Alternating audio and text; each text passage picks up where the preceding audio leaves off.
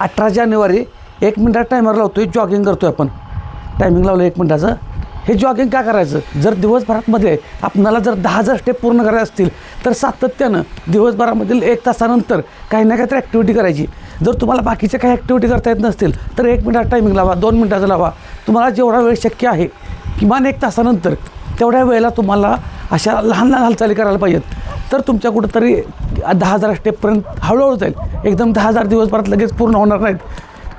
ज्यांना जॉगिंग जमत नाही त्यांनी वॉकिंग करा. 1 मिनिट, 1 तास झाला की काही ना काही तर लहान लहान हालचाली करून वॉकिंग करा, जॉगिंग करा. बाकीच्याने आपण ॲक्टिव्हिटी दाखवत असतो त्या करा.